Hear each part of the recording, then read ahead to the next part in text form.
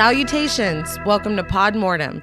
I'm Reneé Hunter Vasquez, joined as always by my co-host, my husband, and my brother. Hi, I'm John Paul Vasquez. Hi, I'm Travis Hunter. This week, we're recording live from the Palmieri apartment building discussing the 2014 supernatural horror film, Annabelle. Annabelle was directed by John Leonetti and written by Gary Dauberman. It serves as the first spin-off in the Conjuring franchise, expanding on the insidious doll that was featured in the first film. Despite mixed reviews, the film was a monetary success, paving the way for further films in the Conjuring universe. This film, and the Conjuring movies as a whole, was recommended to us by friends of the show, Kent and Allison. They've always been super supportive, and we truly appreciate it. Follow their awesome dog on Instagram at super_mutant_alien_baby. Thanks, guys. So what did you guys think of Annabelle the first time you saw it? It was okay. It wasn't spectacular, but I mean, it was okay. It was all right. I think, honestly, that was my biggest problem with it, was that it was just all right. Yeah. There's like nothing. Now, they might have set themselves up for failure a little bit coming off of The Conjuring and then going to this one. Because it's like, The Conjuring is a great film. It is. So you kind of have a lot to live up to. I think to have meh as a review is worse than it being like, this sucks. It was horrible, or, yeah. You know, because it's not really a matter of hating this film, because I don't hate this film. Right. It's just that I think what I expected from it, I didn't really get. And part of that might be because James Wan didn't direct it. Mm-hmm. I remember reading that at the time, what we thought was that James Wan was retired from horror. Like, that was it. Oh, wow. And that's what I recall the reason why he didn't direct Annabelle.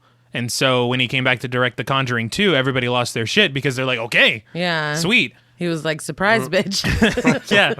And the thing that surprises me is that John Leonetti is very competent. He was the DP for the majority of James Wan's films. Yeah. He was the DP on Child's Play 3, like a bunch of random films throughout time in the genre. So it's like, I feel like this might have either been studio meddling or just an odd misstep. I wonder, like you said, studio meddling, if there were changes to an original story or they were made to add stuff in. Like, I feel like this movie is confused, and I will elaborate more on that later, but I'm confused. Yeah, it was, for a few reasons, kind of a miss for me. And like you said, T, it's not bad. It's not. No. I can't even be like, don't watch Annabelle. It's horrible, because it's not. Yeah, it's not. But damn, was it disappointing. I can say that. Yeah, I that was a lot of, it wasn't bad, but it just didn't understand a lot of stuff that was going on.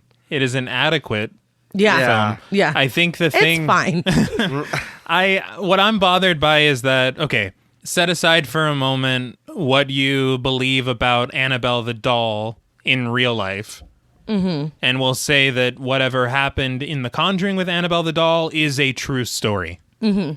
What happens in this film is completely fictional. And I feel like that also could be a problem, because they didn't have a real thing to draw upon. I didn't think about that, but that is an excellent point. You know, they're like, we got to come up with something. And then they came up with this, and it just didn't work. That's an excellent point. Maybe if they would have done the real origin story, it would have made for a more interesting film for me. But, you know, we'll get into it. I don't want to start this film on such a down note.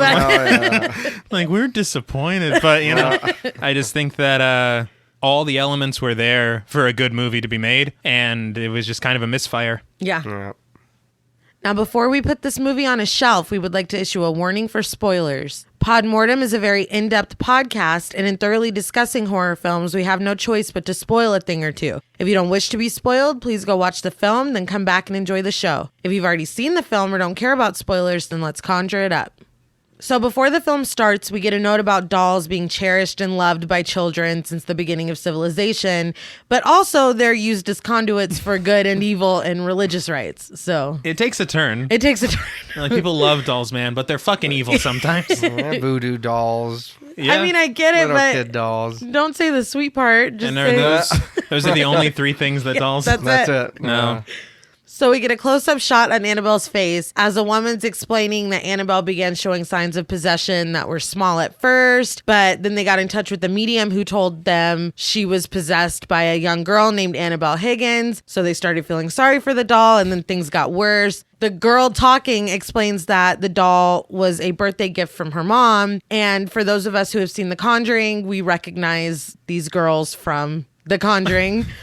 Right. When they're trying to get help from Ed Warren. So the first scene in Annabelle is the first scene in The Conjuring. Correct. I think it bothers me because it's like, well, I would imagine anybody that's going to see Annabelle has already seen The Conjuring. Right. So none of this needed. No, but continue. So the camera zooms way in on Annabelle, which may be about 75% of this film. But the camera zooms way in on Annabelle and the music swells and then it fades to black.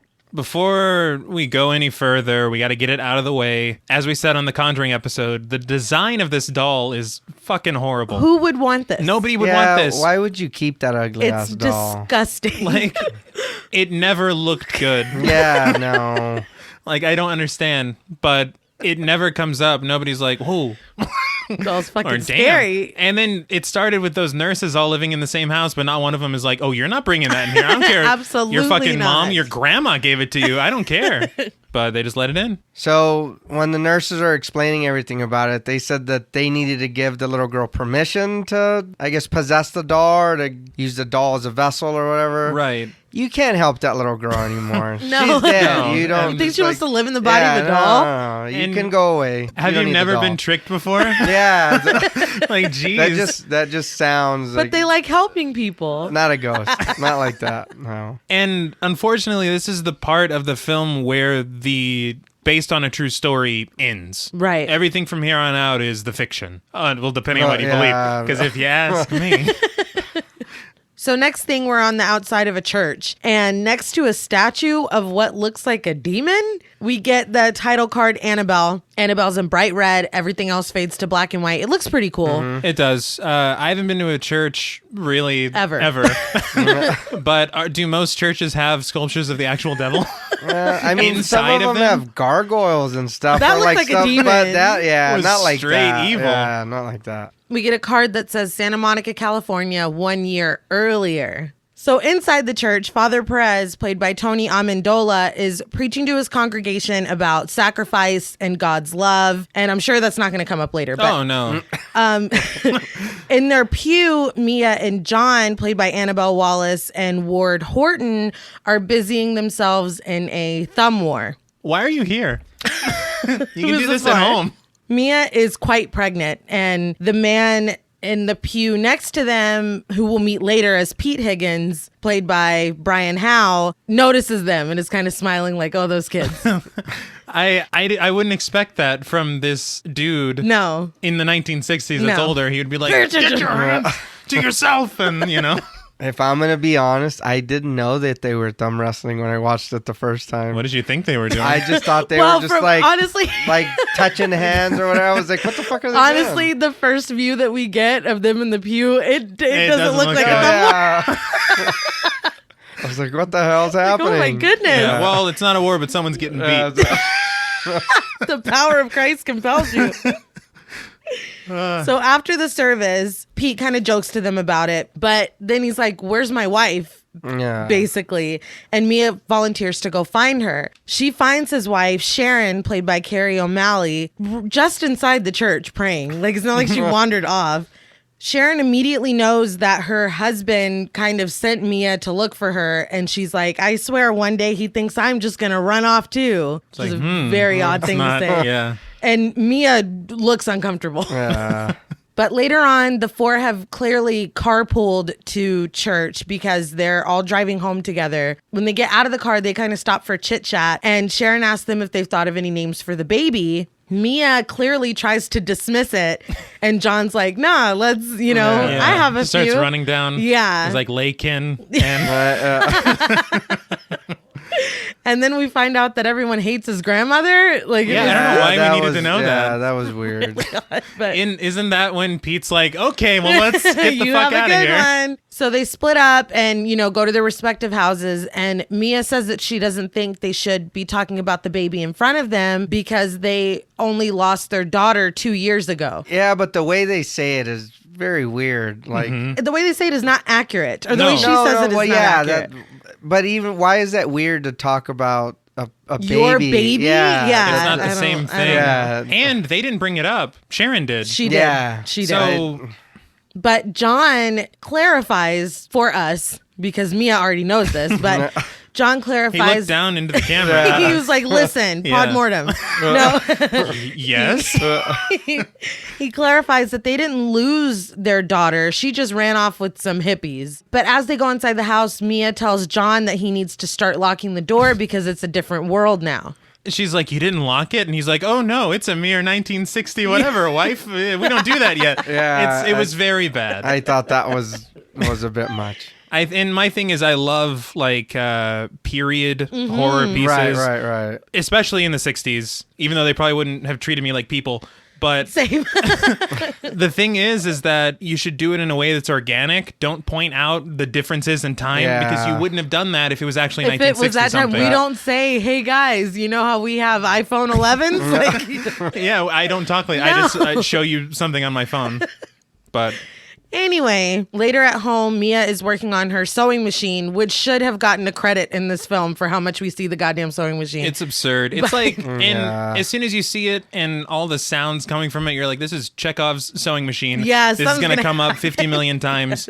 You just know. But she's watching news coverage about Charles Manson and the family. This is where I have a big issue with this film. Okay. They're really hammering what time it is. Yes. Which is fine. But at the same time, as far as everything I've looked up, this film, according to online sources, takes place in 1967. Right. The Manson murders didn't happen until 1969, and the Manson family was apprehended then. Also, if it's supposed to take place in 1969, that makes sense because the nurses from the beginning, the Warrens, visited them in 1970. So why is everything I find say that it was 1967 What the hell? when this film took place? Yeah, that doesn't even fit their own time. I was thinking they stretched it to fit their timeline. No, because it's 1 year earlier. Yeah. It's like, so 1969. Like, okay, then Manson makes sense. I don't know. It's just very confusing. That is very good because it They does. don't even know what the I know. hell. They're like, we it don't really know, does dude. say 1967 on everything. But I thought that too when they had that on the TV. I was Uh-huh. like, so you're obviously telling us what year it is. Yeah. Look at the news. Look at Yeah, the news. right. Pay attention. I guess it makes sense with what we see in just a bit. It does. But at the same time, it's not even the same group. No. And that backs up my assertion that they really didn't know where they were trying to go with this Right. film. Mm-hmm. And again, I'll elaborate more on that as we go. But this is just another facet of that where it feels like they're trying to, stick their fingers in everything. Mm-hmm. And they're doing too much. They're doing the most and it's too much. Stick your finger in one thing. One thing and leave it. So she's watching the news coverage and John asks her to turn it off because he can't focus on his work and she shouldn't be watching that anyway because of the baby. It's like, okay. He says it's like based on some medical research and all this stuff. And first of all, how does that make any sense? Do they ask the baby, like, is the baby in there? And he's like, ooh, this news report is distressing. I think I'll cry when I pop out. The baby came out He and was said, gonna helter do that. skelter. That's what Yeah. He wrote piggies on the wall. It's like, what the fuck? How? I don't know. I never got that. No. But John apparently is about to start his residency and made it a point to mention that he hasn't even told anyone that they're having a baby. And when Mia is kind of like, why? He says he doesn't want to hear how hard it's going to be. And she's like, are you talking about the residency? Or are you talking about me and the baby? Which it's like, John, think here before you talk. Well, he's probably, that's a lot of stuff to have to deal with. Like Yeah, but with don't- work. And I mean, I get it. And I thought too, I was like, man, he sounds like a dickhead. I was Yes. but I'm sure there's a lot that's going on that's what they want us to, I guess. mean? But John, too honestly, says, well, both. Yeah. And I'm not a big fan of his character, but I'm sorry. I don't see anything really wrong with what he's saying. He's saying, look, it's going to be tough. And I don't really want to hear people telling me, oh, you're and a baby on the man. That's going to be fucking Yeah. hard. It's like, yeah, I know. The way that she asked it, though, She was very offended. was, well, what are you talking about? Me or the resident? You say, no, the residency. This is great. Yeah. I'm like, and then I'm quietly fucking think stoked. you and Yeah. the baby. and just Yes. seethe about it. Just an internal rage. It's the 60s. That's what men do. That's Really? Yeah. You internalize it and then... Does he say that? Is he like, it's the 1960s? I would internalize it. But she is very upset by this answer, and she goes into the baby's room. He comes in and apologizes for being self-involved and kind of smooths things over. She forgives him and even herself apologizes for being too sensitive. This conversation goes on for too long. For a long time. Yeah, it's a bit much. For a long time. But then John brings in this big-ass box that I guess was supposed to be a surprise for after the baby came, but he feels so guilty about what he said, he's just going to give it to her now. There is an odd disconnect to me as far as the script is concerned with the way that they handle jokes. Because he says, there's something I want to give you. And she goes, whoa, the last time you said that to me, I got pregnant. And he's like, yep. It's like, no. Yeah, no. I would like it much better if that's not what happened and Mia's just making a joke. Right? He's like, correct. Yes, Uh-huh. I said there is something. Like, it's just odd. Like, let him laugh from the other room instead. Something. That works Yeah. better, right? No. That's really yeah. true. But of course, inside the box is Annabelle, the doll. There was something that I remember seeing in the theater, and then I looked it up, and it's on IMDb, but I did not see it this time I watched it. On the box, it said Raven's Fair, which is the name of the town from Dead Silence, Oh, shit. which is another James Wan Lee Winnell. Another doll movie, too. But I looked for it this time, and I did not see it. I don't know if they removed it digitally or what, but it was not there. I thought that was very strange, unless there's maybe like a dispute between studios or Right. what. I can But definitely see that. I thought it was very strange because I do remember that very That's a clearly. cool little Easter egg, though. Yeah, and I love Dead Silence. Don't even get me started. So Mia has been looking for this doll, apparently. It's a collector's item. She hasn't been able to find it, and she is super happy to receive it. She puts Annabelle on a shelf next to two other dolls. Now, the dolls are similarly dressed, but they look like dolls. Right. And Annabelle looks like a monstrosity. I know we said Sitting next to two dolls. I know we said it earlier, but that doll was ugly. Like right, even new. fresh. Yeah, even new. It's Fresh. goddamn terrifying, dude. yeah. I don't know how this was a set, or if this is they the did- doll maker's descent into madness. It's like, oh, he got progressively crazier. I don't know what story is being told I here, don't but know. the doll's ugly. All right. So once again, before the scene ends, the camera zooms in on Annabelle's ugly ass Yeah. face. So in the next scene, it's nighttime. Mia and John are asleep. Through the window, and I may be alone here, I thought the way that this was played out looked really cool. I liked it. I didn't like the musical sting. Agreed. Because Agreed. if we see this from Mia's point of view, it's much cooler. Agreed. Yeah. But through the window, we see their neighbors that they had went to church with earlier wake up. It appears to be some kind of home invasion going on. The husband goes to investigate as the wife is seemingly calling the police, but with a loud musical sting, blood sprays against their window. And again, it would have been much more effective without it because it is jarring. It's It startling. really is. A man starts advancing on Sharon just as Mia wakes up and she screams, their light goes out and you can't see anything in their house at all. Mia wakes John up saying that she heard a scream from next door. Instead of calling the cops, he chooses to go investigate because he seems a little hesitant that Mia even heard anything at all. I would be very offended. I was going to ask you that. Yeah. Yeah, I don't. Just call the cops. Just call the cops. I don't understand. I think, if you would have set it up previously that she's jumpy. That Something, that would something. have been better. You know? It's like, okay, Yeah, just like that last would've been night better. or, It's you know, just a like, character quirk, Yeah. and he's like, I got to deal with this all the time, so I'll just go check on them. But instead, he just seems like an asshole. Because we heard the scream. Yeah, no, it happened. Yeah. It really does paint him as kind of a dick. Like, Yeah, you can't even no, take I her word. see, yeah. So he does. He goes over to the neighbor's house, and Mia watches from the porch. I guess the neighbors don't lock their doors either because he just Yeah, walks right in.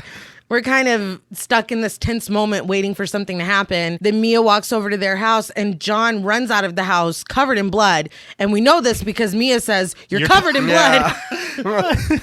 We see that. Did he roll around in it? Like, Yeah, I don't know how that would happen. Did he try to like pick one of them up? Probably, Who did this to you? but he's in the training that he has, he should know better. You would think. I mean, I don't know. Unless he was like, woo, slip and slide. Oh God, no. Like, I don't know. It was dark. He couldn't see it was red. I don't know what happened, but he is covered in blood. He tells her to call an ambulance and runs back into the neighbor's house. And the music is wild as we follow Mia back into her house and to the phone. As she's on the phone with the dispatcher, we see a woman walk past the door and into the baby's room. She hangs up the phone, and when she goes to get her robe, we clearly see a woman in the doorway, and she's holding Annabelle. Mia turns to leave the room, and we hear a woman's voice whisper, "I like your dolls." A man with blood on him appears behind Mia, and she starts backing up. She calls out to the voice that her husband is coming, just take what you want and leave. But she backs right up into that man, who grabs her, stabs her in the side, and throws her to the floor. It all happens very quickly. She should have just said thank you. I've been collecting for a long time. So John flies in. I thought he would be staying with Yeah. He goes, Mia! And like fucking spears the dude. It's unbelievable. Here comes John from the... But he does. He tackles them and starts beating the shit out of the dude. Mia reaches for the knife after John tells her to run away. And then suddenly that woman comes screaming into the room. John takes her down, but is in turn taken down by the man. Now, I know all this is happening really fast. It is. And I want to rewind for 5 seconds. Okay. Her explaining to the cops on the phone was like the longest way to say, I need help, come over. She's like, I heard something. I think something. Can you, somebody help? It's like, just say I need help. Or me the a drink. neighbors. Or say, hey, like, this is my address. Something happened at my neighbor's house. Come over. And then, like you said, when we seen that lady and she's holding Annabelle, I was like, so is this a ghost? I thought the same thing. I And I thought was the like, same so yes, you I did. have robbers and ghosts. What kind Yeah. of neighborhood is this? I was like, what the fuck happened? What? Wait, so and it also makes no sense because if their door was unlocked or open, they would have had to sneak past Mia Yes. in Yeah. order to get Yes. into the house. Yes. So is he's like, fine, I'll lock the door, only locks the front, and they just Yeah. sneak into the Yes. back? Like, No, man, this is easy to murder people in this And- neighborhood. And you're right, it Logistically, happens doesn't- fast. it happens but very fast. Yeah. I was just, again, confused at what was happening. Yeah, rightfully so. Yeah. Mia's watching all this go down, and the woman goes back into the baby's room and slams the door. Suddenly, with no warning, the cops come in and shoot to kill the man who is still going ham on John. Right. John goes to comfort Mia.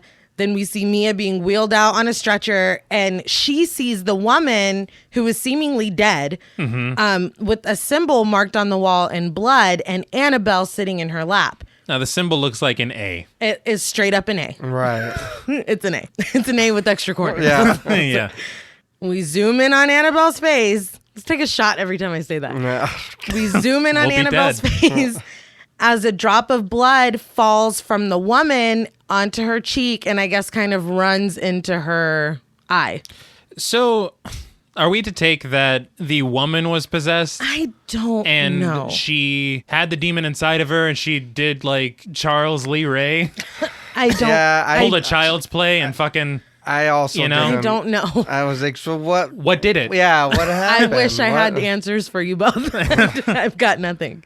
I know that in the real story, Tony Spera put out a video recently about Annabelle. He's the Warrens' son-in-law. Mm-hmm. And he put out a video recently about Annabelle because the whole thing about her escaping, which never road trip. happened. Yeah.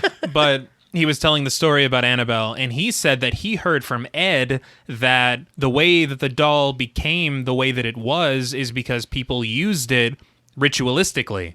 So I'm trying to figure out if this is the screenwriter's interpretation of those events to say, this is the cult that did it, these are the rituals that happened. Okay. I guess. But I feel like it could have been done in such a... I was going to say, Yeah. it's just do better. Like, just do better. just that simple? Yeah, Just do well, better. It was what? Just a little drop of blood that fell in her Yeah, eye. and I guess then- a rune on the wall. Yeah, and I was like, oh, now So you're a that's demon. it? Yeah. Yeah. But That's then, again, it has really nothing to do with the doll. Annabelle's like the figurehead of a bunch of shit. She's not Yeah. really No. the thing. Like, it's not Chucky running Right, around right. like Yeah. she's like fucking cutting people's Achilles and shit. No, she kind of just sits Yeah, there, just sits, yeah. rocks in chairs, gets zoomed Looks in on her ugly face, and looks hideous. yeah, but I don't know. I figured that was their idea of what they think happened, but You're probably right. I'm not a big fan of this No, that was just. Do better. origin. And then they redo the origin story with the next movie, Annabelle Creation. They're like, okay, They're let's like, do look, sorry. let's do a do-over. My bad. Which kind of negates a lot of what we see here. It's It's like, look, we know. Okay. and that They movie's needed way a better than this mulligan. one. Yeah. Yeah. So we learn over black and white news footage that the woman was named Annabelle Higgins. She was Sharon and Pete's daughter. The man was her boyfriend, who I guess wasn't important enough to have a name. No. She came and murdered her parents because Satan. Reasons. And yeah, they were in an occult cult. And they're showing this all like news footage, but they're straight up showing their full-on corpses. Yeah. I don't think that's what was Probably done. not. Annabelle Higgins committed suicide by slitting her own throat. And over the footage, we hear a fetal heartbeat that gives way to an actual ultrasound. And Mia and John are at the doctor's office getting the baby checked out. The amniotic sac wasn't ruptured, but there was a strain on her cervix, so she needs to go on bed rest. And she just looks vacant, like she's not really comprehending what's going on. Well, she's probably confused because she has a bandage over where she was not stabbed. Yeah. She's like, where No. am What the I? fuck is going? Yeah. So before all this happens in news footage, there's one thing, and I know they always do it, and that just it kind of gets on my nerves. But when they're like, "Oh, this is the worst crime I've ever seen," or like, "We get it, something terrible happened." Yeah, you don't have to. to say it Everything's every the time. worst. Yeah. And was it really the worst? Yeah, I was like, I mean, I get it. Yeah, some people got killed and some Uh-huh. stuff, but I'm sure there's worse things that have happened. I would You know what say. I mean, the Manson murders just Yeah, happened. they happened We've yesterday. seen it on the news. Yeah.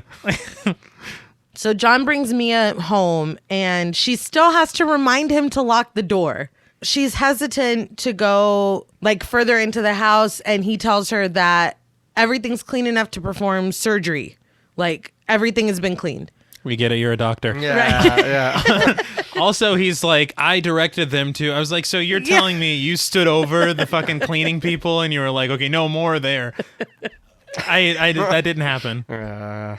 Mia closes the door to the baby's room where Annabelle Higgins killed herself. And as she closes the door, we see Annabelle the doll inside. John tries to bring in the TV to make her feel better to the bedroom. She's bedridden. Right. And she's still concerned about the baby. She asks him to promise to save the baby over her if there are any complications. And he finally does. That's a lot. It's a lot, and that's- it's completely unneeded. I don't know if this was supposed to be like, she loves this baby. I don't know what that Yeah. was for. There are other I ways don't- to show that. Yeah, We didn't because need to hear that. No, I feel in it most was- movies, like you say this, and then there's another scene where it's like she wants the baby to Yeah. live, but it's like, It never comes. yeah, whatever. So that night, Mia and John wake up to the sound of Mia's sewing machine starting and stopping. John goes to investigate. I guess he heard it himself this time, so he knows it happened. The sewing machine is on, and he spends a long time trying to figure out how to turn it Yeah. before Well, just unplugging it. If you recall, you were in theater arts in high school like I I was. was. Uh-huh. Using a sewing machine, in order for it to... Now, it's been a long time. In order for the thing to go up and down, you have to put the pedal, right? Yeah. So shouldn't that be a sign to John Something's that something happening. Yeah. weird is happening? He's just like, oh, I better unplug it. Well, Well, he doesn't even what's know going on with the pedal? He doesn't even know how to turn it on, so he probably that's he probably doesn't know. Maybe Mia should have investigated. Yeah. But he tells Mia that everything's fine. He goes to shut the door on the baby's room, which should have already been shut, A. Yeah. And B, Annabelle is on the floor blocking the door from being shut. Again. Like, Yeah.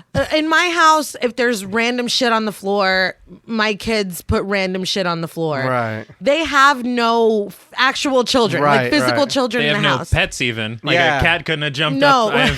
I've seen videos. Mia can't even get out of bed. So if you didn't do this, why aren't you concerned about this doll being moved? Whatever. Because he was written not to be concerned. Okay. That's it. Right. Don't care about it. Yeah. You don't.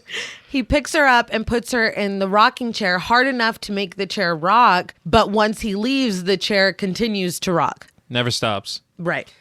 How do you not hear that loud ass chair was moving rude. when you leave? Yeah.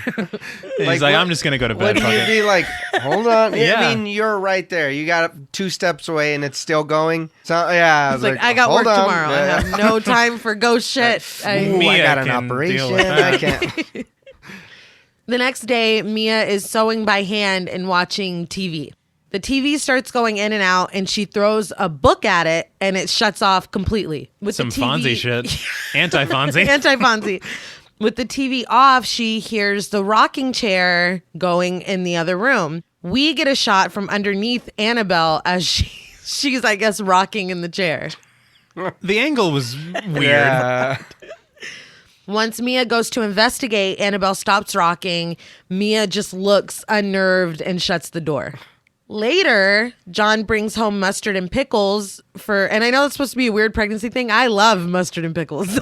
I've also never been pregnant, but mustard and pickles is They fun. just go together. They should have done something weirder.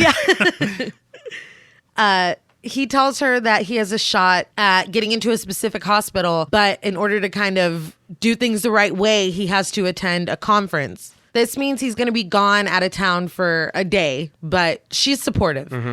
John tells her that she needs to get back in bed. And as he's walking her to their room, he tells her that the detective will be coming by this week to ask questions. So they pass the baby's room, and Annabelle is face down in the rocking chair. Mia just saw her earlier sitting in the rocking chair properly. Now she's face down. No cause for alarm. And the door's open after she shut it. No cause for alarm.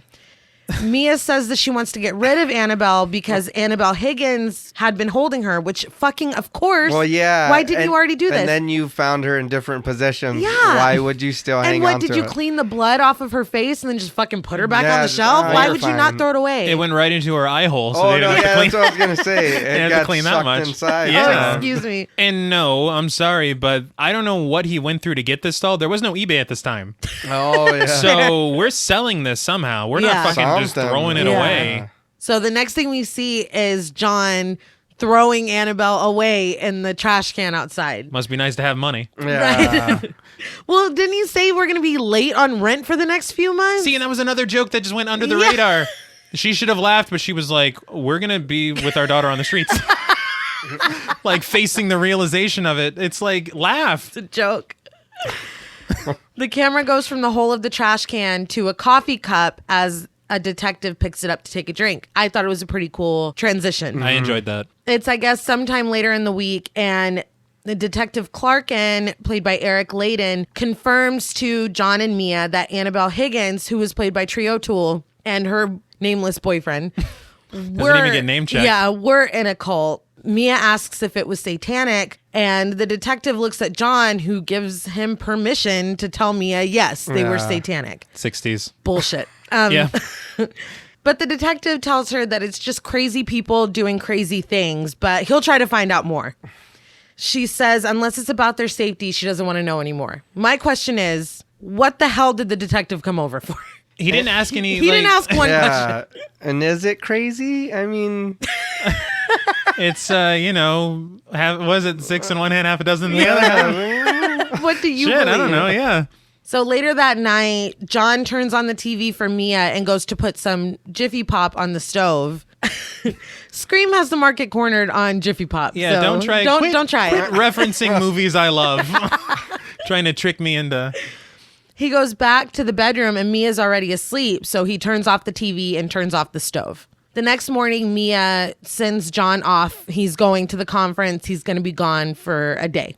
Later that day, Mia's using her sewing machine again as she's watching TV. In the kitchen, we see that every burner, yeah.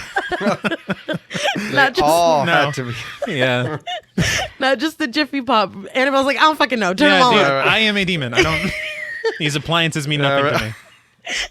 Every burner is turned up high, and the Jiffy Pop, of course, that was left on the stove is starting to heat up and inflate.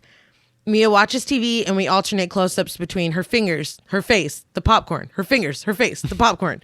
And of course, her finger gets caught by the needle. I mean, we all saw that coming. Yeah. She gets up, goes to the bathroom to clean her finger in the sink, somehow not smelling the burning popcorn. You can smell burners when they're turned up that high. Like, it doesn't have to be cooking anything.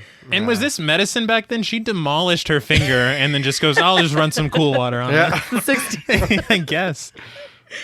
She doesn't smell anything. She goes and sits back down. The Jiffy Pop explodes, immediately catching fire to everything in the kitchen. Dude, the escalation of this demon, it starts with, I'll turn on the sewing machine. All right, now I'll just rock in the chair a little bit longer than I should. Now I'm going to burn the fucking house down.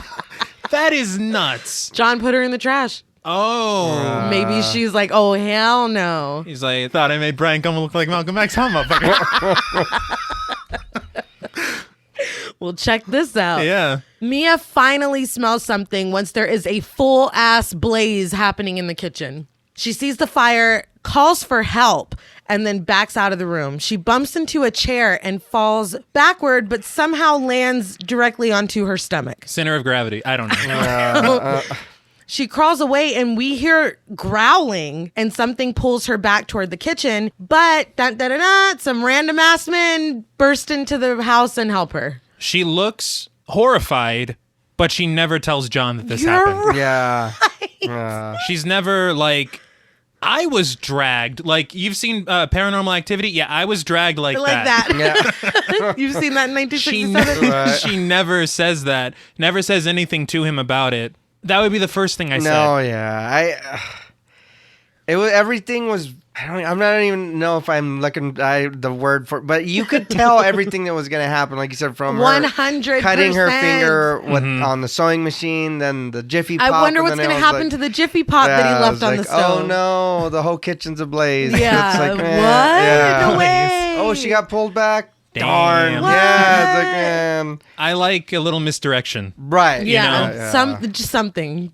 Maybe she goes in there and she takes the popcorn off, but then something else happens. Yeah. Right. You know? Oh, it's smoking, and then you see a demon face in the Right. smoke. That's Something. fine. Yeah. And she could still fall back and Yeah. fucking get dragged. You It get the doesn't- same. And still lead into the next scene to where she's like, I don't want to go back there. Yeah. Still fine. Yeah.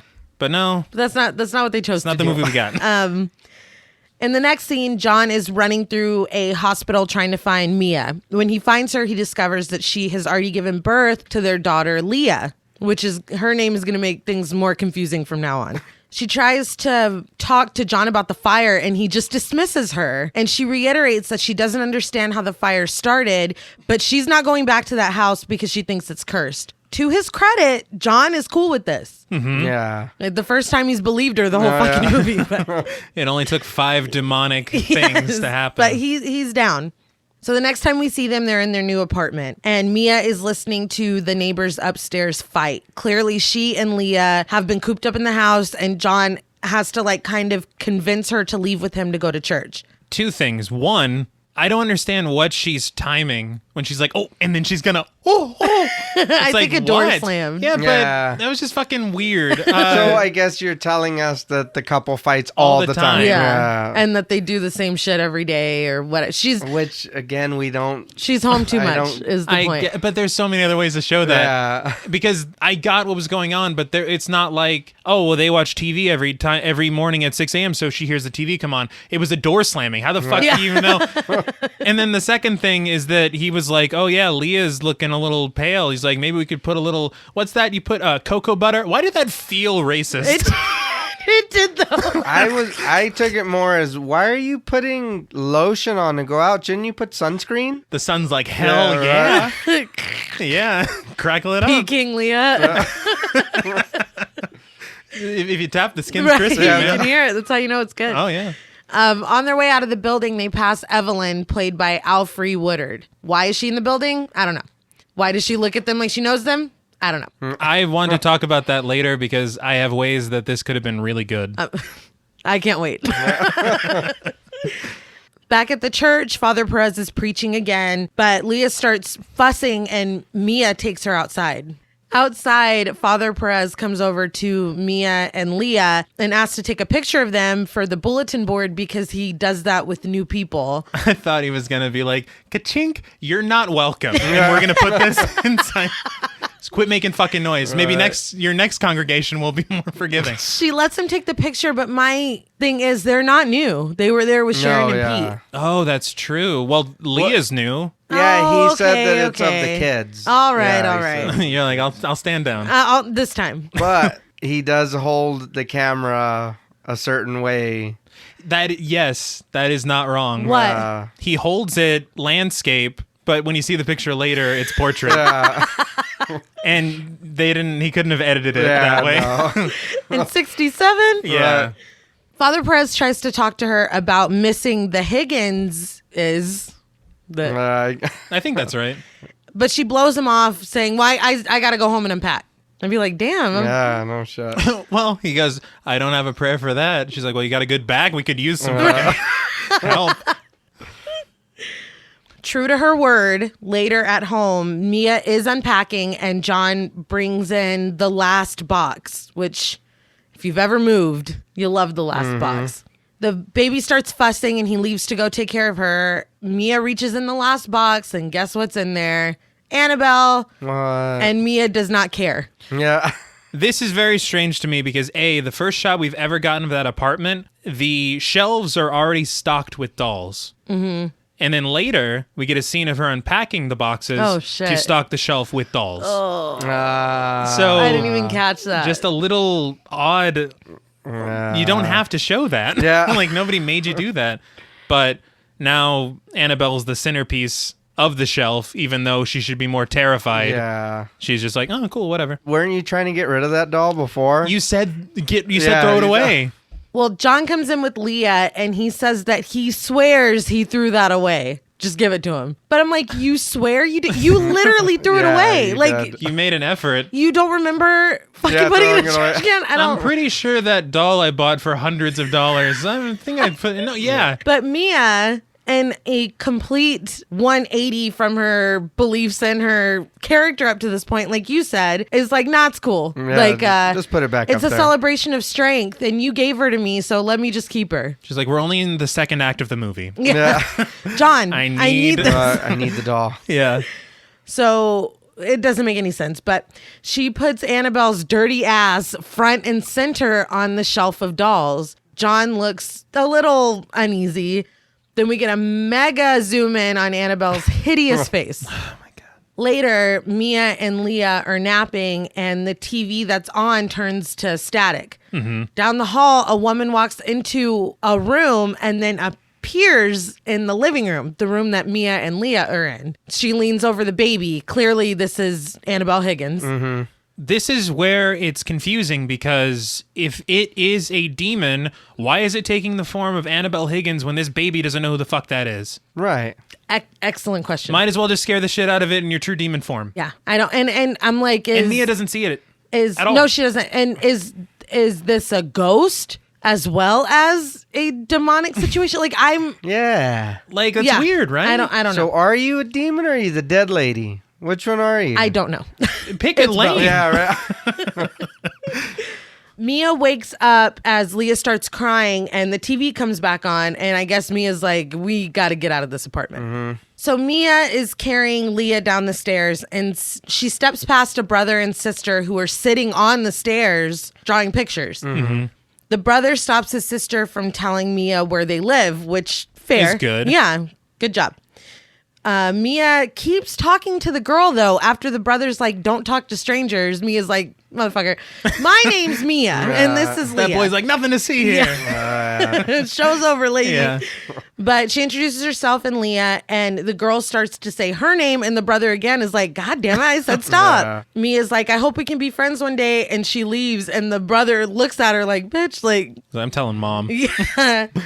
This scene bothers me because it felt like it was set up that we never got a conclusion to. I don't mean to spoil anything. We never see these kids again. No, I was confused too. For all I know, they were also ghosts. They were ghosts as well. And there's more questions. There's There's a payoff with the drawings. Yeah, but Barely. I'll bitch about that scene when we I get know. to it. I really do. I'm coming down very hard on this movie. I don't hate it. I promise. No, yeah. I don't hate it either, but it's There's so just a lot of confusing. things, and it's one of those things where this movie could have been so good. Definitely. So I think it's more mad at that than trying to pick this movie apart. I'll agree with you on that. I Yeah. think that's what it is. Outside, Mia goes past a bookstore. She's pushing Leah in a stroller. Where did she get that stroller? Because she walked down the stairs holding the baby. Oh yeah. yeah. But anyway, I know what a pain in the ass a stroller is. So No, yeah. she did not have. She was course. not lugging a stroller down. She the didn't stairs. have it folded up like on No, her. she did not. And it was the cool looking, like Rosemary's Yeah, Baby like looking carriage. Yeah. She goes past the bookstore and is intrigued by a book called The Devil's Welcome. Evelyn, remember Evelyn? Yeah, we saw her for a Alfre brief Woodard? second. Yeah. She recognizes her from inside and comes out to introduce herself. She gives Mia a book for Leah to read when she's older before going back inside. It's not The Devil's Welcome. No. No. We get another shot of that book as Mia is walking away. I wish somebody would stop me and give me a free book while I'm walking. That'd It's be like, here you great. go. Yeah. That's the least of what she does. Yeah. Back in the apartment building, Mia and Leah are coming home. The magical stroller has disappeared. And there's a drawing on the stairs. Mia picks it up, and it's a picture of a woman pushing a baby in a stroller. There's another picture further up the stairs that adds a truck to the picture. The truck is coming toward them. A drawing falls onto the stairs in front of them, and in this one, the truck is closer. She flips over the final drawing on the stairs, and the truck has hit the baby. There's a pool of blood, and the mother has her arms up screaming. What are we supposed to gather from this? I think that the little brother, is going to become a serial killer. But that's my question. Did those children draw this? Are they psychic? Is the demon like, oh, she saw pictures earlier, I'm gonna draw pictures now? Right. The whole thing makes no sense to me. And the more I think about it, the more I'm like, what? Like, it really doesn't make any sense. Unless, I guess they do like their crayons, as we'll find out later. But my theory is that it's misdirection, or it's supposed to be. They're like, oh, these kids are drawing some sweet things. Oh, what's that truck doing there? Oh, next drawing. Oh, shit. So are we the supposed demon, to believe that the children did it? I think the demon appreciated the art style and just kind of did his own thing with it. So it's an homage. Yeah. Yeah. Later that evening, Mia is, I guess, telling John about the pictures, and John suggests talking to the kids' parents, and they kind of start bickering about it, and we hear them bickering from the baby's room as we're looking at Annabelle. Annabelle's like, yeah, I'm stirring some shit up. Stirring That's what's that up. pot. Yeah. So he's like, look, she's like, I have no adult interaction, blah, blah, blah. He's like, look, I'm going to come home early. We're going to have dinner. We're going to have adult conversation. I promise it's going to be great. Well, he says that she's worked herself up. And in my view, every time Mia has worked herself up in this movie, it's been for a good reason. Yeah, and it only gets worse when you don't listen to her. Exactly. And adult conversation, what? There's something I want to give you? Is that what So cut to tomorrow night, Mia eating dinner alone, listening to a record. John's place is set, but he is not there. She gets up and turns the record off, but when she goes back to the dining room, the record starts back up by itself. She turns it off again. She goes to open the curtain, and some kind of force blows through, knocking her down. I don't know. I don't know. You're just like, okay, moving on. Moving on. A child runs down the hall, a little girl. Mia follows and hears the sewing machine turn on again. She goes to investigate, but there's nothing in the room, so she just turns the sewing machine off. You burned down a house, now you're back to doing the sewing Yes. machine. Yes. You're downing the Yeah. ante. But in the room behind this room, there's a little girl in a white dress. Mia is like, who are you? Okay. The door begins to close between them, and the little girl starts running towards the door, but a grown woman ghoul runs through it. This looked really badass. I remember seeing this because they did show it And in I the trailer. wish they didn't show it in the trailer. But it did look really cool. It's real really cool. Again, clearly this is Annabelle Higgins again. Right. And the way it's shot, it's effective. Yes. This is a good scare. Yeah. And that's you know? the thing. It's like, you guys can do this? Yeah, and mix the drawings God and shit. damn, Stick dude. get rid to of a girl that. turning into a demon woman. It was cool. Yeah. It was visually super cool and like startling. Mm-hmm. But she advances on Mia screaming.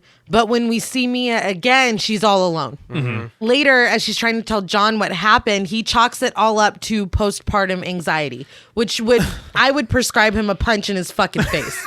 But that's just me. He would overdose. Yes. She shuts him down, saying that he's not an expert on everything, which finally it's like, fucking tell him, sis, Yes, because because oh my what the God. fuck? How offensive. Oh my God. But as she's telling him this, she is jumping at every single sound that's heard in like around, Yeah. which I don't blame her. No. But he proposes that she go talk to someone, and she's like, I don't need a shrink. I'm not crazy. And he's like, I'm not talking about a shrink. Cut to them talking to Father Perez at the church. He tells them that their foundation, of course, has been shaken by them experiencing both the very worst of life and the very best of life so close together. He says that they're going to come out stronger because of this. Mia agrees, and her and John hold hands. So, like, yay, they're cured. He didn't really do Nope. anything. Yeah, no. Nope. So yeah, you'll be fine. Just with a lot more words. Go home. Yeah. Outside of the apartment building, Mia and Leah are walking John out for a night shift that he has to work, and they run into Evelyn. She tells John that she feels like she's known Mia and Leah for a long time. She says she would be happy to give them a tour of the neighborhood whenever they'd like that, and John leaves, or she leaves, and then John does too. Very quickly, she's only talked to Mia once. So, yeah, my question is, what the hell does that mean? Where are you getting this from? And again, this will go into something that I think would make the film a lot better, but we'll talk about that at the end. I feel like, and we at the top talked about abandoned plot lines, and I wonder if there was something here to that. I feel like I've known them for a long time because we get no Nope. elaboration, No, yeah. confirmation, any kind of ation from it whatsoever. No. Back home, while working on her sewing machine, Mia stops to investigate a noise. She puts Leah down in her crib with Annabelle presiding over her on the shelf. Then she leaves the room. We get a close-up of Annabelle's smiling face as the door slowly swings closed behind Mia. Big thunder jump scare, and suddenly it's nighttime and it's raining. Mia goes down to the Okay. John is working a night shift. I don't know why she couldn't wait until John got home, or I don't know, but she has left Leah in the Alone. apartment. Thank you. Yeah.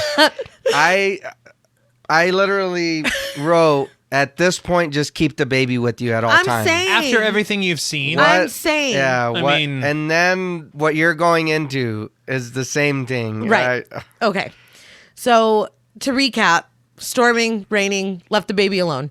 Mia goes down to the basement storage area of the apartment building. She's getting things from her storage. We don't know what she's getting. But it looked like she brought like a painting or something down there. I don't fucking know. It Yeah, wasn't. I don't- It wasn't important enough for you to do it right No. now. Yeah, no. So like, oh, the baby's medicine's in my storage.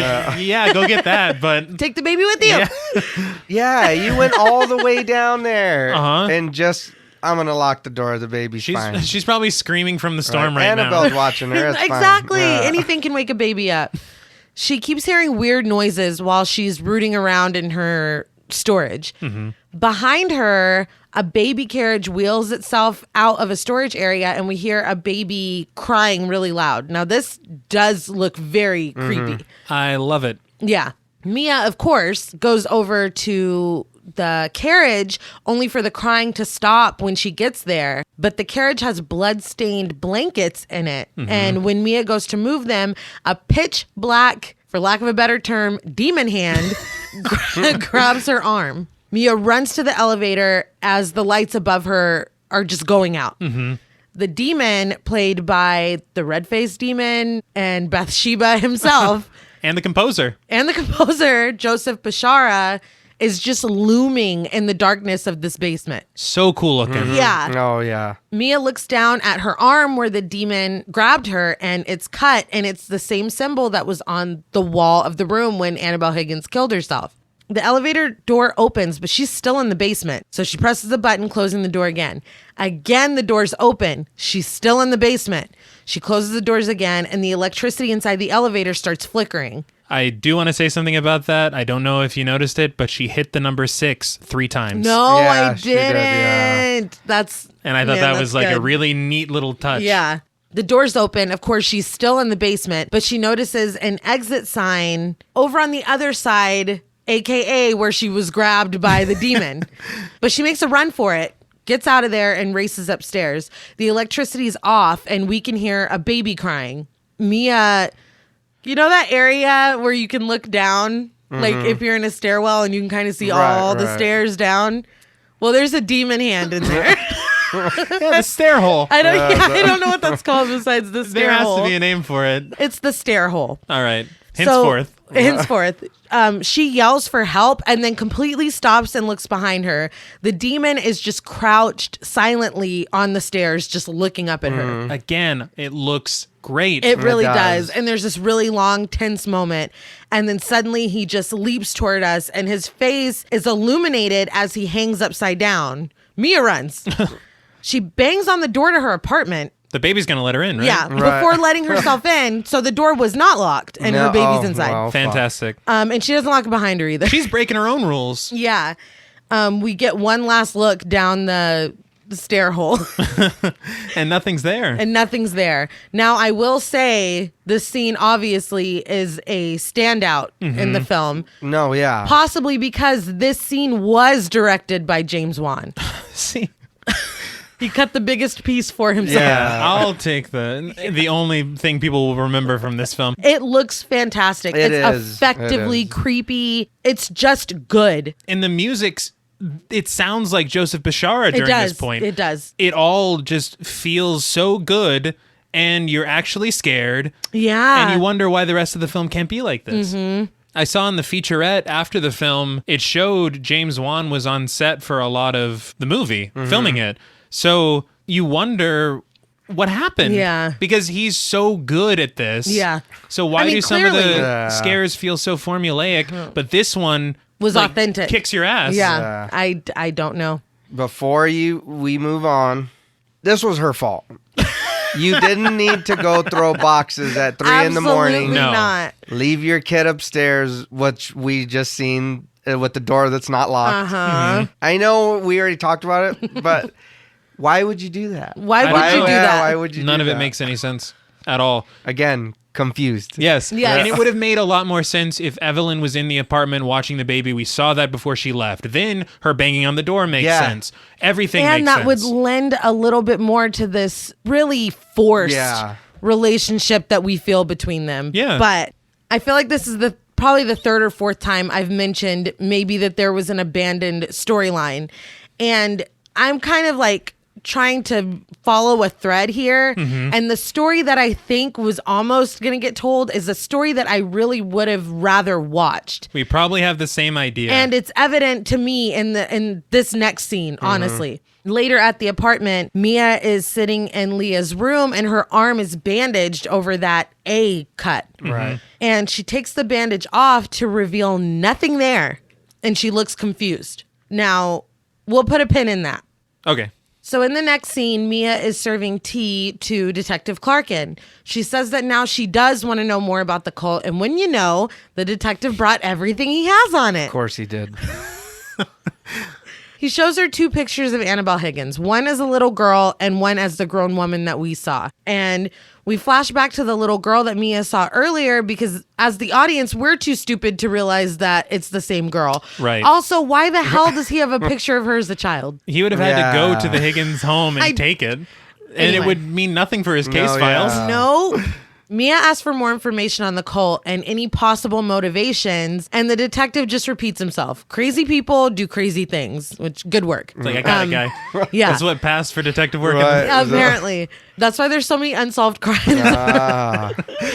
She says, but they didn't think they were crazy. So what was their reasoning? Which is a great point. Yes. Yeah. Nobody it's a point has you put it should like be that, making as yeah. a detective. But He's like, damn, I never thought of it that way. he's like, oh, yeah. He's like, oh, they were trying to conjure something up. So like, that was the answer to the question in the first place. But So we just wasted how much time? yes. Yeah. She asked what they were conjuring, and he says he doesn't know. Could be demons, could be the fucking tooth fairy. It's all the same. Is that what he said, or? Yeah, he's like, it doesn't make a difference. Like, it doesn't, it's all bullshit. I would much basically. rather be visited by the tooth fairy. Yeah, it does make a difference. Yeah. But he's letting her leaf through the crime scene photos, and she stops at the symbol on the wall. She asks if he knows what it means, and he's like, sometimes a cigar is just a cigar, which I get what he's trying to say, but that doesn't fit here. No. And it doesn't even fit because that's Freud. Yes. Freud said that, and Freud thinks everything is a penis. Yeah. So no. So she asks him if she can just keep the picture. Okay. And asks if the cult has a name. He hesitates and then finally tells her, yeah, they're the disciples of the Ram. Mia looks down at the picture again as the scene ends. Great opportunity here that they dropped the ball on. They've introduced a cult with a name that never comes up again. Yeah. So in the next scene, we're at the bookstore, and Mia is browsing the religion section of the store. As soon as she picks up a book, Evelyn comes over, and she asks to help her find something, and Mia's like, oh, I'm just browsing.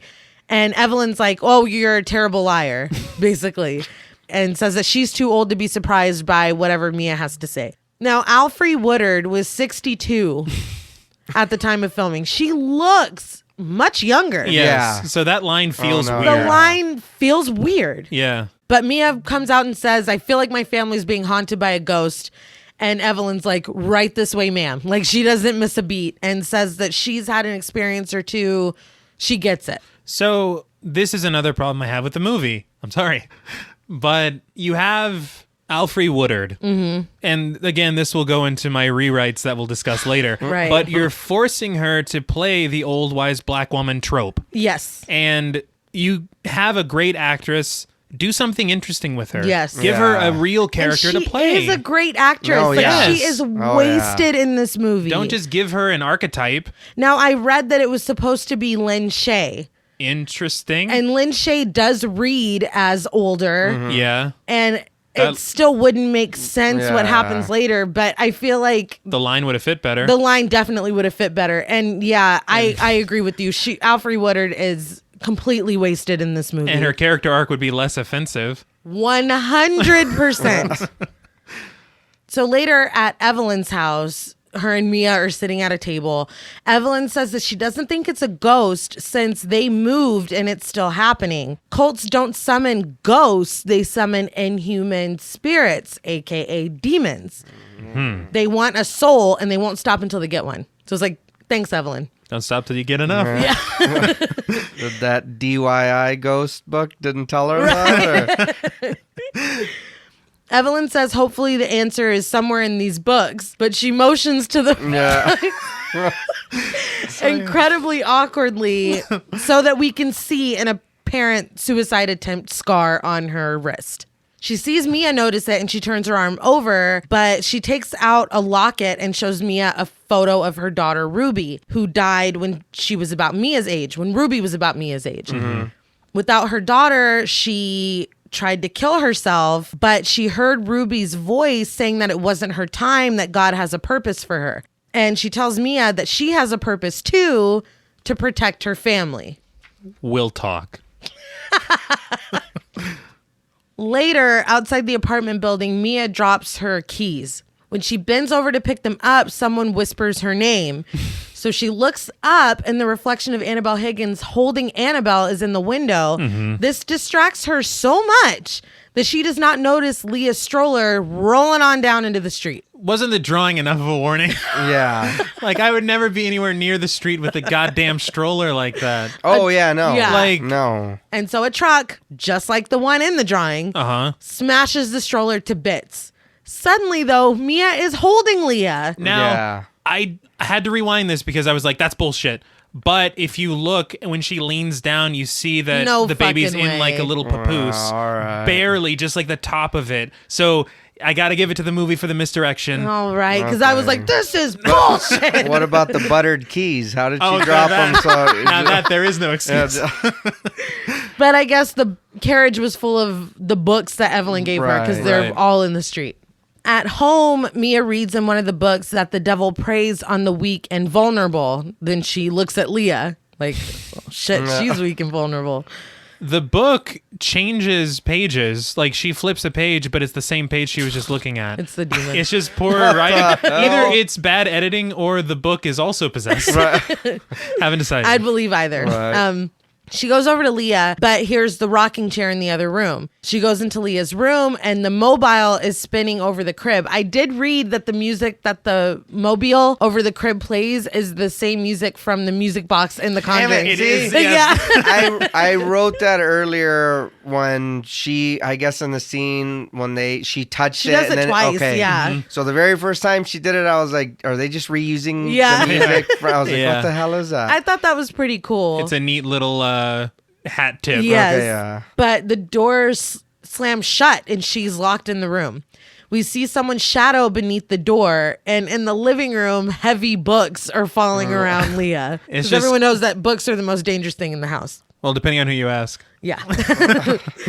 Mia lays on the ground to kind of look under the crack in the door and sees Leah, but then Annabelle falls on the floor. It's like she's like, no, bitch. Yeah. Blocking her view. Mia breaks the doorknob with, I guess, the rocking chair and Something. yeah, opens the door. She runs and picks up Leah. Somehow Annabelle is sitting in the living room now. We see her sit up and start floating. Mia screams. John is coming home and can hear her screaming in the stairwell. And the reason why she screamed is because you see the demon standing behind Annabelle holding it. Oh shit. Did you not see that? No. I was just looking at the doll. Very important. You're like, this doll is floating. Whatever. Anyway, John bursts into the house and of course nothing's there. Leah is crying and Mia begs for his help. Again, the door was unlocked. Yeah. He just busted in. In the next scene, our point of view is kind of through the peephole and we see Father Perez standing in the hallway. He comes inside and immediately asks to see the doll. Mia nervously goes into Leah's room and Annabelle is sitting on the shelf happy as hell. Looking a little worse for wear. She looks bad. Worse. Yeah, it's always been bad. Yeah. Mia picks her up. With Annabelle sitting on the chair in the living room, they explain the whole situation to Father Perez, and John makes it clear that he doesn't understand the demon aspect of it. Me neither, John. Yeah. Perez explains that demons can use objects as a conduit to achieve their goal, which is to get a soul. But they can't just take them. The soul needs to be offered. Perez says that there's a married couple who's done work for the church that may be able to help them. And I wonder who he was talking about. I don't know. I feel like they couldn't pay them enough Yeah. to appear in this. I don't know. Maybe we'll see him again later. I don't know. Hopefully. Fingers crossed. Perez offers to take the doll to a safe place that might weaken the demon, which I Right. don't. Okay. So we see Father Perez leaving with Annabelle and putting her in the back of his car. Well, he puts her in the passenger seat first, and then he's like, nah, son, and puts her in the back seat. There is a story based in fact with this about a priest that saw the Annabelle doll at the Warrens' home.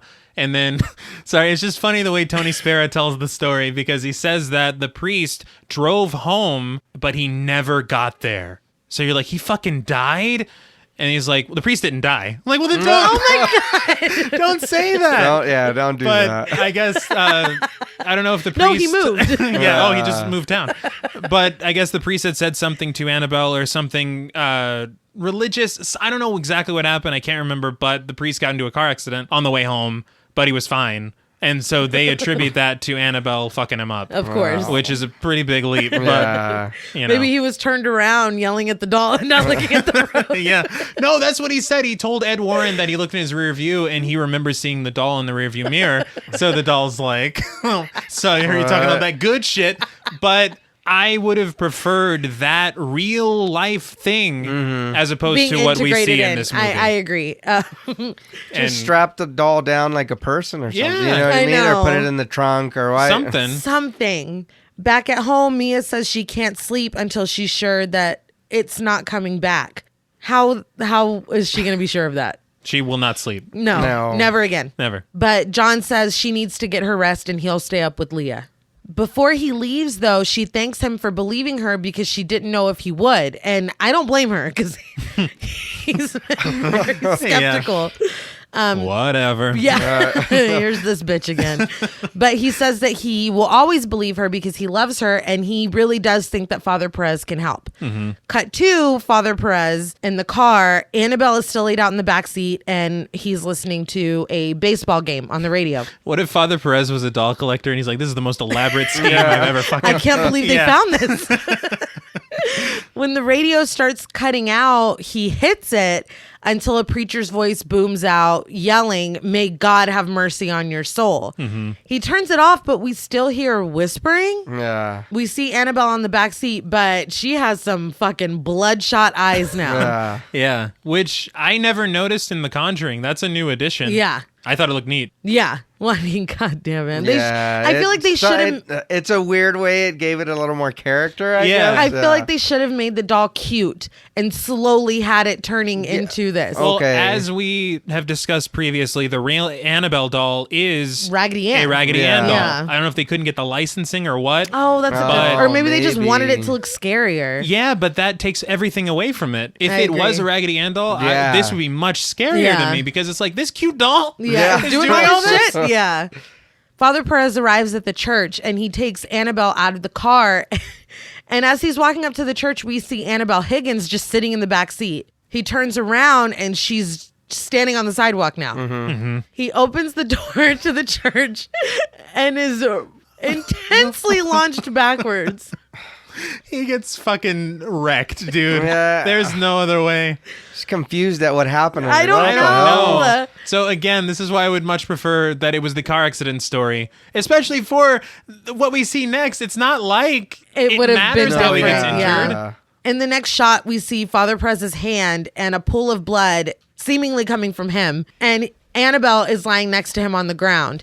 Annabelle Higgins picks her up and then it fades to black. The next scene, we're in a hospital and John approaches two upset nuns in the hallway and then walks into a hospital room. It cuts to their apartment and Mia and Leah are returning from shopping with Evelyn, who has decided to spoil Leah since she never got to have grandkids. So they're shopping buddies now. They're just friends now. Yeah. Okay.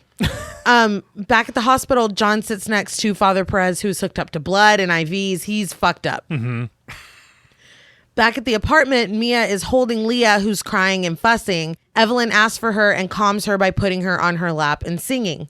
Outside, we see the sun go down, so we know it's nighttime now.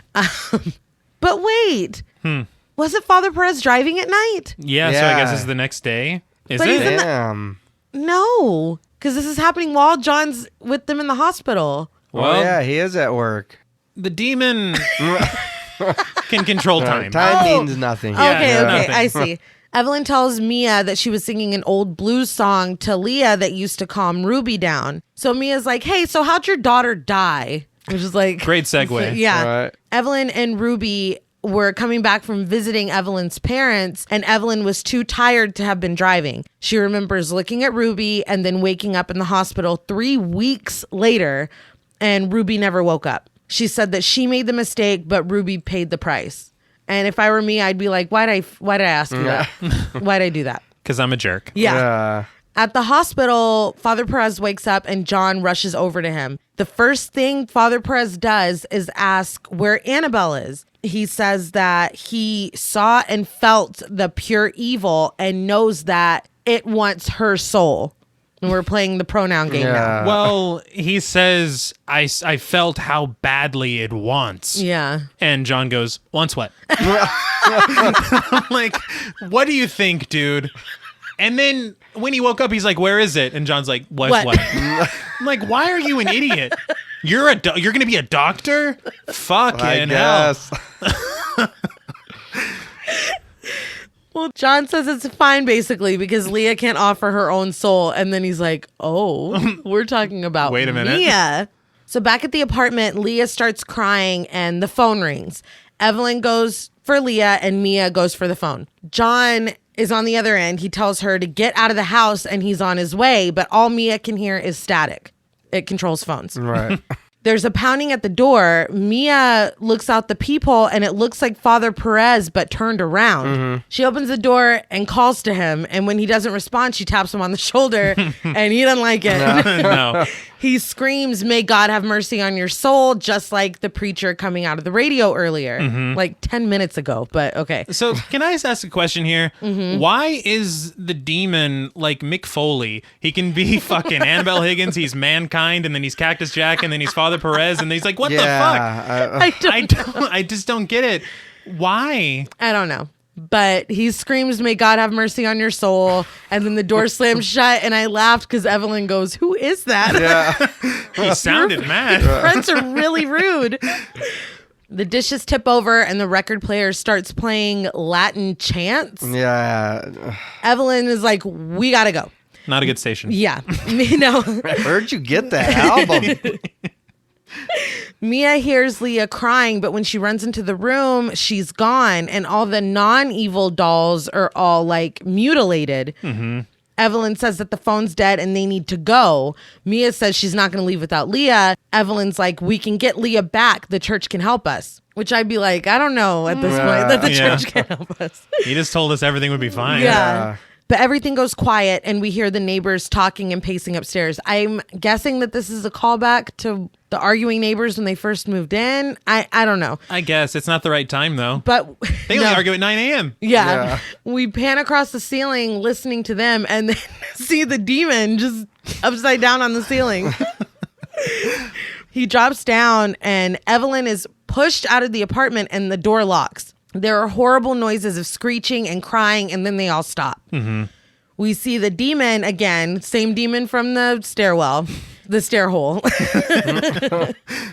at the end of the hall, and we hear Leah crying. Mia is searching the house for her and sees Annabelle sitting in the chair in the living room. It zooms way in like we didn't know it was her. The movie's named after you. But Yeah. She screams, "What do you want?" And a red crayon rolls into the hallway. She goes into Leah's room and the words "her soul" are written all over the ceiling along with that symbol. So it's like, she answered you. Yeah, but you want me to sign over my soul with this crayon? Is it Crayola? Yeah. Is it Rose Art? Is it the Something cheap not- Oh God, it one? better not be no, Rose Art. It's like, you really want me to give you my soul with the Rose Art crayon? Absolutely Oh, not. right. I was gonna do Right, it. Yeah, deal's off. maybe Crayola. We'll You talk. can have the baby. He's like, no. I will say, like in the scene where you see the demon on the ceiling, the camera movements are pretty cool throughout Yeah. this little Yeah, sequence. no, that's It fair. is. So I think that's accurate. pretty neat. Now, I don't know why they had to write her soul so many times on the ceiling. Yeah. I think Just so there's no misunderstanding. but there is though, because it's still using the pronouns. Right. Annabelle is now laying in the crib. Mia fucks her up, bashing her against the crib and then throwing her to the ground. But when she looks down on the ground, it's Leah instead of Annabelle. Mia cradles her and sobs, but then she hears laughing and realizes that she's holding one of the regular dolls, not the evil dolls. Why now, does the demon have jokes? Gotcha, bitch. Now, this is what I was alluding to earlier. I feel like this could have been a really cool story of Mia fucking losing her mind. Yes. And maybe Annabelle's making her lose her mind and kill her own baby. You know? I mean, that would have been fucking... I mean, I know this sounds horrible, but that would have been really cool. I enjoyed the scene because of that. Yes. It even made me think, holy Oh shit, my is God. Yeah. is thought she freaking out? She thought the scar was Yeah. on her arm, but it wasn't really there. She's seeing I mean, it nobody else is seeing this shit but her. And then it Right. makes John's skepticism fit. Make Yes, more yes. sense. Because it's like, oh shit, maybe she is Yeah. always. Maybe she's had a history of this. Exactly. I feel like that would have been a much more interesting story. They probably could have executed it better. I'm really... this sounds horrible. I'm really disappointed that she didn't kill her child. It could have saved the movie. Yeah, because it reads as a cop-out, honestly. Right, yeah. Anyway, people are going to isolate that. Yeah, they're going to use it against you. I'll never be president. So Mia stands up and screams as the door slams shut. She looks out the window and The words "your soul" are written on it. It's like, oh, I wasn't specific. Oh shit, my yeah, soul. my bad. The window opens. Outside, John pulls up to the apartment and Evelyn is still outside the apartment door. He runs into the building and we see Mia just staring out the window. Mia calls to Leah and tells her that she's coming to save her. Evelyn is banging on the door and we see Annabelle sitting under the window like, Yeah. John comes and unlocks the door and he and Evelyn run in as Mia is climbing up onto the window. John tells her to come down, but she's holding Annabelle and she's about to jump. Evelyn sees the writing and tells her to stop. Mia tells John that she loves him and she knows he's going to take care of Leah, but she turns to jump. But you haven't seen the baby, so No. why are you still making this deal? I don't know. Wouldn't you be like, okay, we'll put the kid back, and then Yeah. I'll jump? It's like a hostage situation. You're like, I need proof of I life. need- Yeah. Before she can jump, John pulls her back into the room and he holds her down as she's just screaming. Evelyn tells her that a child needs her mother. John is trying to convince Mia to like chill out, and Right. Evelyn speaks up. She stands at the window holding Annabelle and the locket, saying that this is what Ruby meant. She falls back from the window, killing herself. This is, and I cannot stress this enough, bullshit. It is so goddamn stupid. Yes. And Confusing. It's bullshit. it is, honestly. And when you think about it, why would this work? It wouldn't. If Mia does it, then she's giving her soul to the demon. But if Evelyn does it, then she's It's saving sacrifice. the day. How the Yeah, fuck? And she's- her, I'm sorry, but her shitty daughter saying, oh, wait, no, you can't kill yourself. You got to die for this white family later. That you don't That's know. really fucking that weird. you've known for 5 minutes. That's How really do you weird. know this is what you were supposed to do? Maybe it was opening a bookstore or Yeah. Helping her what taco figure stand. things. Yeah, you Who don't. knows? And this is where my theory for Evelyn's character would have worked a lot better. That also could tie in with your theory of Mia Oh, losing her mind. do tell. Which is to say, you introduced the disciples of the Ram. What if she's the leader?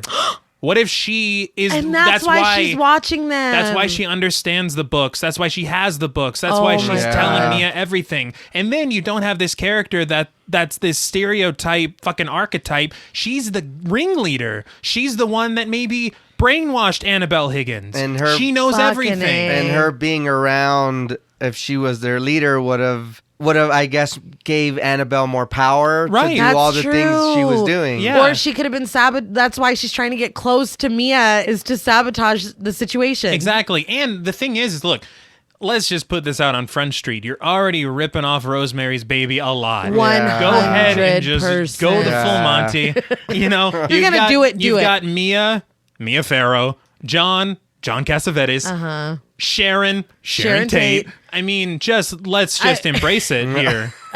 Pete's name was probably Roman in the early drafts. And you're Yeah, like, too far, it's too like- far. Too much. But I mean, I just feel like that would have been much better and much better use of Alfre Woodard's time. Yes. Because this is just insulting. Her Oh, arc yeah. is just insulting, honestly. But I'll stop. Anyway, we see her laying on the ground in a pool of blood, and then we hear Leah crying. We hear Father Perez's sermon about God honoring sacrifice, the same fucking sermon we heard at the beginning. I'm sorry. You just sound mad now. I'm sorry. And John and Mia embrace their baby. We get another aerial shot of Evelyn lying next to Annabelle, and we hear sirens, and it fades to black. We hear church bells and get a card that says 6 months later. We're at the church again, and we see that demon statue again. How many? And here, This one was outside. yes, we Did hear, they move it out? Was Father Perez like, that's what did Get it? that shit out of here. That's what knocked me back 40 feet. We hear Mia and John talking to Father Perez. There's been no sign of the doll since that night. They thought the police took it, but the detective has no record of it. But I don't know. If it's the same detective, I don't really trust Yeah, that. I don't. It's like, I didn't even think of that. Yeah. Evidence? I don't. Oh, that's new to me. Perez tells them that evil can't be destroyed because it was never created. He just prays that whoever comes into contact with the doll next gets the help they need. And a decent basically- script. Yes. So basically, it's not our problem anymore. Yeah. He gives the framed photo of Mia and Leah to them, and he tells Mia that the love of a mother is the loveliest masterpiece of the heart of God. Cool. They leave, and we pan up the building, and everything turns white. We open back up again on, if it's some kind of like antique shop or something. We see Annabelle with her ugly ass propped up on a shelf. A woman walks in and says she's looking for a gift for her daughter. She's a nurse. She helps people. They love this line. She picks up Annabelle because Annabelle's a rare collector's item, and she tells the cashier to ring it up. As she's walking over to Annabelle, you see a Raggedy Ann doll blurry in the background. Yes, Yeah, I you noticed do. that. I thought that was a neat little nod, That's which cool. I guess negates what I said about them not being able to use it. Oh, shit. Yeah, so why didn't they? They didn't want Well, to. maybe feel like they it. couldn't use it because it's like there all the time. Right. True. Maybe You they know, could just... it's just a little Easter egg. Yeah. Raggedy Ann Co. was like, oh, a demon? Yeah, No, it's like, no, no. We're not doing that. Bad for business. We get a note that Annabelle sits in the Warrens' artifact room and is blessed by a priest twice a month. We see Annabelle in her case and read a quote from Lorraine Warren. The threat of evil is ever present. We can contain it as long as we stay vigilant, but it can never be truly destroyed.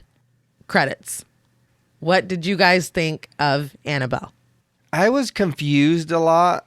Like you were saying, it's not a bad movie. Right. It just feels like a bunch of movies in one. Yeah. And it just hits the ear wrong, I guess. You know, it's Yes. like what's happening? You know, and then you watch it and something cool happens. Then it goes back to confusion, and then it's like, what? Yes. It's like what? You left a baby again? Like, The door's still Yeah. unlocked. Yeah. I think the thing is exactly that. It feels very disjointed. It feels like a movie written by committee. Yeah. And I feel like if they would have gone with a more grounded, maybe one more based in real things that happen, or why the hell not just do what happened with the nurses and Yeah. Annabelle? More of an elaboration. Yeah. So, I mean, I don't know. I feel like whenever they don't have the real full story to draw upon, they kind of stutter a little suffers, bit. yeah. And James Wan is so talented and it shines in that scene. It's like maybe hold John Leonetti's hand a little bit more throughout this process. Yeah. And see, you know, if you can't make these scares a little more effective, more organic and less formulaic. But I don't know, it sucks because it's not a movie that you hate. no. It's just you're a little mad at it because with everything there, it should have been much better. Yeah. Yeah. I've already said, I feel like this film just didn't know what it wanted to be. Or it was meddled with so much that what they wanted it to be got lost. Like we said, is it a ghost story or demonic possession? Is it an homage to Rosemary's Baby? Or are we talking about cults? Are we commenting on the satanic panic? There are elements of all of this here, but no real commitment to any of them. And No. so it really just leaves you confused, Yeah. like you See, keep that's what I'm saying. Yeah. And it wasn't bad, but No, there and that's was the a thing. lot of Make a shitty movie. Yes. Make it shitty. And then we can just be like, wow, they dropped the fucking ball on it. That movie sucked. But this is like, you have good elements here. Like if you maybe would have taken more time or would have, I don't know what was missing here, but something was definitely missing here. And they said it in the 60s out of necessity because it had to happen had to before be. the Yeah. nurses. Yeah. But it didn't feel organic. no. You know, it No. just felt very forced. And it's like, look, if you're going to use this time, use the time, but don't do it in a way that's just reminding us of the time. Yes. Like there's a way to go about it. Yeah. You know, Once Upon a Time in Hollywood took place around the exact same time. Yep. And you felt like you were in Yes. that world. Absolutely. And I seen on IMDb that a lot of things in this movie were set way after Like you know, product line yeah, stuff. Oh my a God. car, a model of car, the faucet, the this and that, Man, everything. people watch for that Yeah. stuff. You They gotta do. be You have to careful. be careful. I guess that brings us to ratings, and it's on me. I'm honestly torn between two numbers. I think I'm going to go with the higher one just because I feel like we were probably a little harsh on this film. As we keep saying, it's not bad. No. It's really not. And to be completely honest, I had a blast talking about it. Yeah, No, me too. yeah. I had more fun That was talking about it fun. than I did watching it. But I've already said how I feel. I've already ranted and raved. So here it is. So on a scale from 1 to 10 crayon demands, I'm going to have to give Annabelle generously 6 out of 10 crayon demands. Ooh.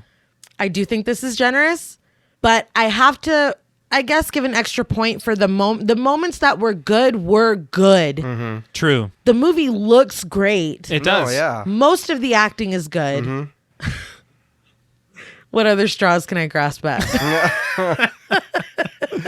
The creature design, the demon. Yeah. The demon, all the demons in this franchise are great. Music. Joseph Bishara. Music's great. Anyway, I did give an extra point, maybe solely for the James Wan scene. But when it's good, it's good. As a whole, I feel like it's having an identity crisis. Mm-hmm. So I couldn't be too overly, Right. I couldn't go higher than that. No. My hands are tied, but I will now open up the floor. I actually, the same thing. The number, like I was torn between two, and it was either one or the other. But us having this much fun talking about And the we movie did. and whatever, Yeah. I'll give it 6 crayon demands out of 10. I did enjoy the movie to a point, Uh-huh. but a lot of it was confusing. And you're right, there was a bit of an identity crisis here. But I like these movies, you know. I Yeah. do. They're Yeah, all me good, too. but it did. This one lacked. You know, it just wasn't as good as to me anyway. No. and No, completely obviously agree. to you guys too. Yeah. But I mean, it did. It is what it is, and it wasn't bad. It wasn't good. It was just there. Mm-hmm. But yeah, 6. I can stick. I can feel comfortable giving it a 6. I hate to break your combo. I really do. It would have been cool to give it 3 6s like the I was about elevator to say scene. that would be very fitting. But with everything going on in this movie and, gotta use your term, identity crisis, there were a lot of negatives that we did point out in this movie, but there were definite positives. Oh, yeah. Like I said, the music is great. Joseph Bishara is a fantastic composer. I love his horror scores. Absolutely. I did have a number in mind, but I am going to bump it up 1.5 points very kindly because of that elevator scene. Yeah, man. That is such an effective scene for a horror movie. Like, it's really, really good. Yeah. And it just kills you that the rest of the movie isn't that. Yeah. I will say they did make actually, they've made 2 more Annabelle films.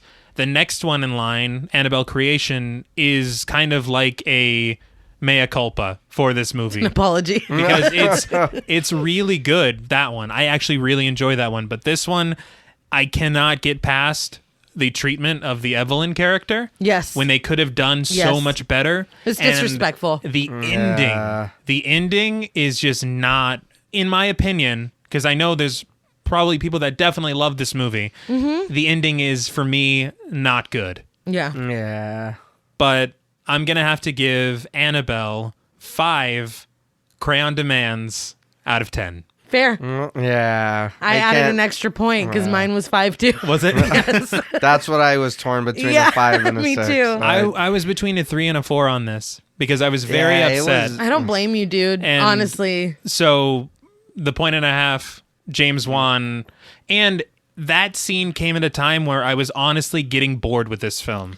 And then that scene comes out of Oh, nowhere and you're like, yeah. oh shit. I'm locked in. This I'm is, locked yeah. in. Oh, Yeah. yeah. I'm back. Yeah. So that's it. That's my score. I'm fine with it. In closing, for me, I would ask films to retire these old racial Yes. tropes for characters of color because, god damn it, man, like, do better. Yes, give the characters, the actors and actresses, Yeah. give them something to do. Give them something to sink their teeth into because this ain't it. Yeah. And in this instance, it was a black character. I don't just mean black characters. Like, Right. characters of color, fucking do better, please. Like, please. It's a very humble ask. Yeah, but please. Well, that's all from us at Podmortem. What would you rate Annabelle and what should we watch next? Let us know on Twitter at @ThePodmortem. Be sure to follow us on Instagram and like us on Facebook. Be sure to follow each of us on Twitter at Blood and Smoke, at RealStreeter84, and at TravisMWH. And remember, be wary of dolls as gifts.